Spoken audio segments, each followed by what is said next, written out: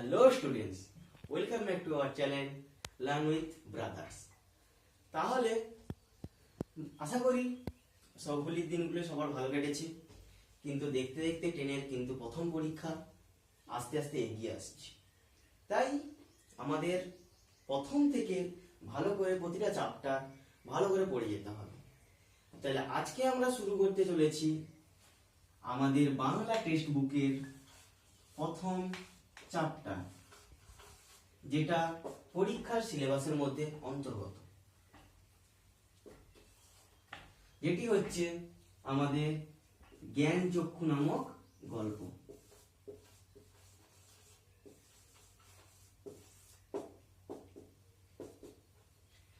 জ্ঞানচক্ষু। তাহলে এই জ্ঞানচক্ষু নামক গল্পটি আমাদের লিখেছেন লেখিকা আশাপূর্ণা দেবী।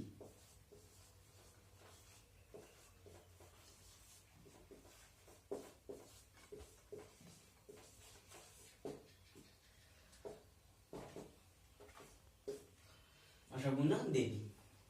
এই যে গল্পটি লেখা হয়েছে, এটা আমাদের মূল কাব্যগ্রন্থ হচ্ছে কুমকুম।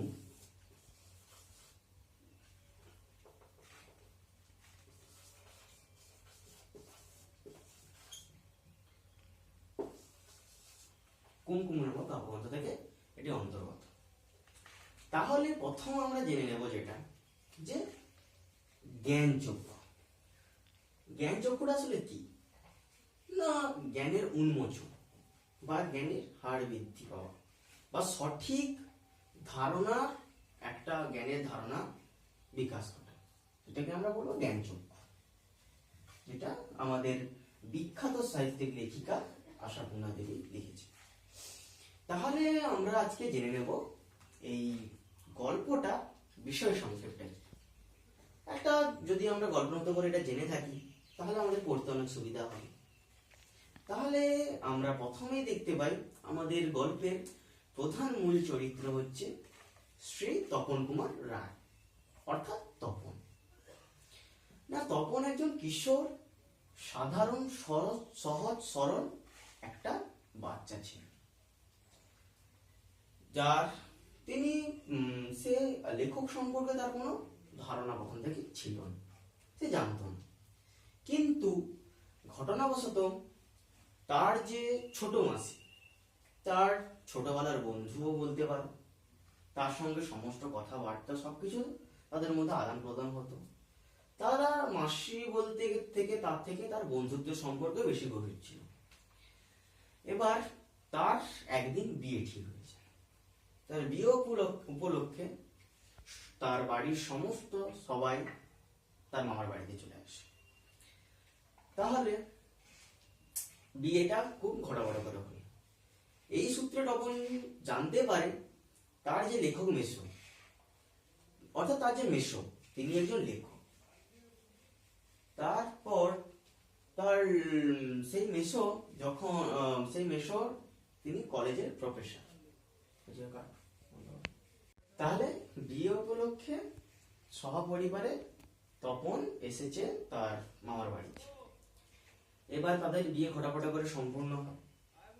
সেই তার পরবর্তীতে তপন জানতে পারে ঘটনাবশত যে তার যে নতুন মেসো হয়েছে তিনি নাকি একজন লেখক। তপনের লেখক সম্পর্কে যেমন কোনো ধারণা ছিল না, কিন্তু পরবর্তীতে তিনি দেখতে পান যে তার লেখক মেসোর লেখা কিন্তু সোনাদারা পত্রিকা, বিভিন্ন বড় বড় পত্রিকায় ছাপা হয়, কিন্তু তিনি সাধারণত তার বাবা জেঠু কাকাদের মতনই একজন সাধারণ ব্যক্তি। তিনি খাওয়া দাওয়া করেন, দাড়ি কামান, সিগারেট খান, তারপর খেতে বসে আর না বলে ব্যাস বলে এত খাওয়া যায় নাকি বলে তুলে দেন। এইগুলি যেমন দৈনন্দিন জীবনে সাধারণ মানুষরা করে থাকে, সেইগুলি আমরা তপনের মেসোর বৈশিষ্ট্যের মধ্যে লক্ষ্য করে তপন।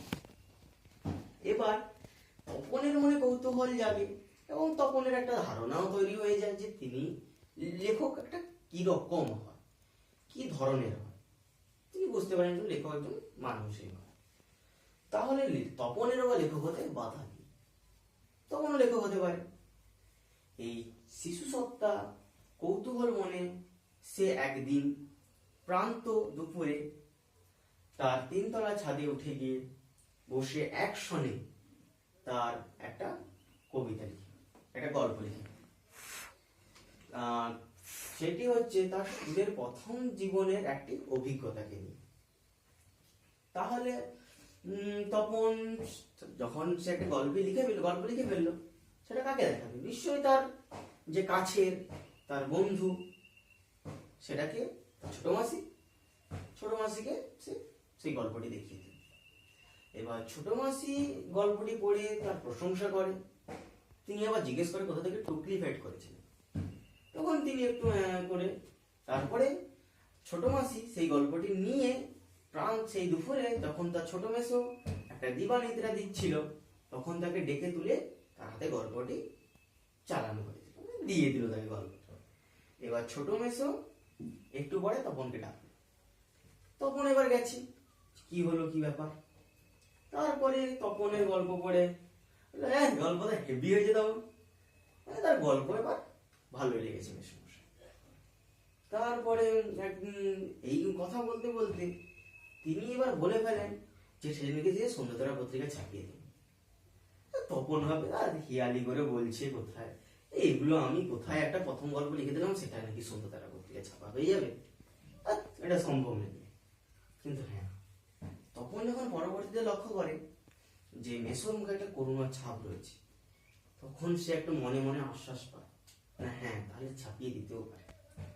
এই কথাটি এবার সন্ধ্যাবেলা যেহেতু সবাই চায়ের টেবিলে বসে আলোচনা করে, বিভিন্ন দৈনন্দিন জীবনের কাজের কথা বা বিভিন্ন রকমের কথাবার্তা এই চায়ের টেবিলে হয়ে থাকে আমাদের। এবার সেই সম্বন্ধে এবং সেই দিন তপনের এই লেখাকে নিয়েই সবার মধ্যে আলোচনা, সবার মধ্যে ঠিক আছে। এবার সবাই এখানে হাসাহাসি করলে লেখক মেসো কিন্তু তপনকে উদ্দেশ্য করে বলে, না তপনের হবে, তপন যদি চেষ্টা করে থাকে তাহলে তার বড় হয়ে তিনি একজন ভালো লেখক হতে পারে। তারপর তিনি তপন এবং তপনের সে স্কুলের স্টুডেন্ট, তার গ্রীষ্মের ছুটি চলছিল বলে সে ছিল এতদিন মামার বাড়িতে, তারপর সে বাড়ি চলে যায়। এবার এই সূত্রে মেসমশাই পাশাপাশি শুধু একজন লেখক নয়, তিনি একজন কলেজের প্রফেসর। যেহেতু কলেজে গ্রীষ্মের ছুটির পর কলেজও খুলে গেছে, এই জন্য তিনিও চলে গেছে তার সেই তপনের লেখাটি। এবার তপন বাড়িতে এসে দিনের পর দিন গুনতে থাকে কবে আসবে। শেষে তিনি তপন বলে যে না, হয়তো আর এটা হবে না, এটা সম্ভব না তার স্বপ্নটা। ঠিক আছে, তারপরে তো যখন সব আশ্বাস ছেড়ে দিয়েছিল, তখন একদিন দেখি তার মেসো এবং তার সেই বন্ধু প্রিয় মাসি তিনি তার বাড়িতে আসে এবং হাতে একটা সুন্দরতা, সঙ্গে সঙ্গে বুকের রক্ত ছলকে ওঠে। কি ব্যাপার, তাহলে কি আজকে সব থেকে সুখের দিন আমার এলো জীবনে? সত্যি কি তার লেখা ছাপা হয়েছে সেই সন্ধ্যাতারা পত্রিকা? সত্যি কি তার লেখা শত শত মানুষের হাতে ঘুরবে, ছোট ছোট বাচ্চার হাতে ঘুরবে? এটা কি সত্যি? হ্যাঁ সত্যি, তপনের লেখা নাকি ছাপা হয়েছে সন্ধ্যাতারা পত্রিকা। প্রথম পেজে সূচিপত্রতে লেখা আছে শ্রী তপন কুমার রায় প্রথম দিন। বাড়ির সবাই একে জড়ো হয়, সবার হাতে তার গল্পটি, সবাই যেমন দেখে যে হ্যাঁ বাড়ির একটা ছেলের গল্প ছাপা হয়েছে, দেখি সেরকম একটা ব্যাপার। সবাই দেখলো গল্পটাকে। এবার দেখার পরে সবাই কিন্তু তখনও গল্পটিকে দেখেন, সে শুধু একটা তার মনে একটা আলাদাই একটা ব্যাপার যে আমার গল্প ছাপা হয়েছে। তারপরে তার তপনের মা তখন বলে, আচ্ছা তপন গল্পটা নেই, গল্পটা পড়। তার তো গল্পটা পড়ার কথা বলে, কিন্তু সেই সময় আবার একটা বাড়িতে কিন্তু গোলযোগ চলছিল যে তপনের গল্প নাকি তার মেসো ছাপিয়ে দিয়েছে কারেকশন করে। মানে তখন তিনি বলেন যে নেহাত কাঁচা তো পাকা কলমে একটু লিখে দিতে হচ্ছে, একটু কারেকশন করে দিতে হচ্ছে। এই জন্য সবাই এবার মেসোকে নিয়ে যে হ্যাঁ মেসো ছিল বলে হয়েছে, মেসো ছিল বলে এটা হয়েছে, মেসো ছিল বলে ছাপানো হয়েছে। এবার যদি সবাই তার সামনে তার যে কিশোর মনে সে যে এত কিছু করেছে যে একটা গল্প লিখলো, তার দিকে কেউ নজর না দিয়ে তার মেশোকে নিয়ে, তার মেশোর মাহাত্ম্যের কথাকে নিয়ে সবাই আলোচনা করতে পারে। এই জন্য তপনের যে আহ্লাদটা হওয়ার কথা, সেটা সে আহ্লাদটা খুঁজে পায় না। এই জন্য তা ঠিক আছে। তারপরে তপনের মা বলে, তুই এবার গল্পটা পড়ে সবাইকে শোনাতে পাবো। আচ্ছা, ভালো কথা। সে তো গল্পটা নিয়ে যখন শোনাতে যাবে, তখন সে প্রথমে একটু একটু ঝেড়ে কেসে নিল, যেমন হয় আর কি বাচ্চা। এবার সে পড়া শুরু করলো, কিন্তু গল্পের মধ্যে যেমন, এবার কেউ যদি নিজে গল্প লিখেছে তো বুঝতে পারবে সে কোনটা লিখেছে না লিখেছে, কিন্তু সে ঠিকঠাক বুঝতে পারে না। আচ্ছা, তারপরে সে আবার একটু একটু করে পড়ে যায়। পড়তে পড়তে দেখে গল্পের লাইনগুলো তপনের বেশ অচেনা। সে গল্পের মধ্যে নিজেকে পাচ্ছে না, এটা তার লেখা নয়। তাহলে কি মেসোমশাই কারেকশন করার নাম করে পুরো গল্পটা বদলে দিল? একটু পরে তপন থেমে যায়, তখন আর পড়তে পারে না।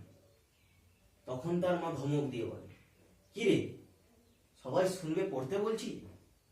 যেমন হয়।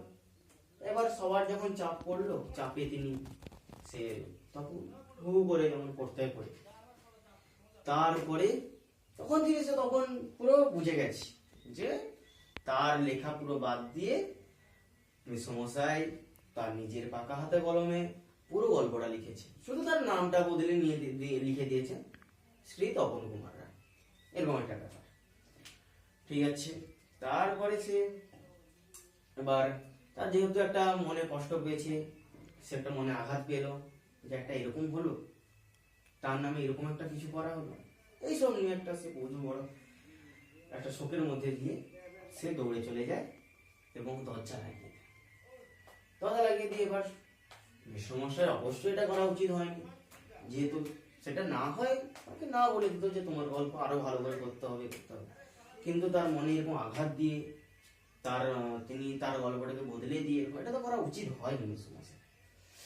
ঠিক আছে, তখন অনেক কান্নাকাটি করে অনেক কিছু করে এবার সে সংকল্প, হ্যাঁ, যদি গল্প কোনোদিন ছাপাতে হয় সে নিজে হাতে, সেটা যদি নাও, যিনি গল্প ছাপা পত্রিকা, সেটা যদি তিনি পেরিয়ার মধ্যেও না ছুঁয়ে তাও ভালো, সে মেনে নেবে, তাতে ছাপানো হোক বা না হোক। কিন্তু সে অন্য কারোর উপরে ভরসা করবে না। তার ভরসা জিনিসটা তার জীবন থেকে উঠে গেছে, কারণ সে ছোটবেলায় তার মেসোমশাইকে প্রথম ভরসা করেছিল, ভরসা করে তার শিশু সত্তায় আঘাতপ্রাপ্ত হয়। তাই তিনি সংকল্প করে সে এবার এখানে বলতে গেলে শেষে তার দুঃখের সহিত এই গল্পটা শেষ করতে হয়েছিল। তাহলে এখানে আমাদের এই জ্ঞানচক্ষু গল্পটি সমাপ্ত। আশা করি ভিডিওটা ভালো লেগে থাকে। যদি ভিডিওটা ভালো লেগে থাকে তাহলে আমরা নেক্সট পর্ব, আমাদের নেক্সট বাংলা চ্যাপ্টারে যেটা নেক্সট লেসন আছে সেটা নিয়ে আমরা আলোচনা করব। যদি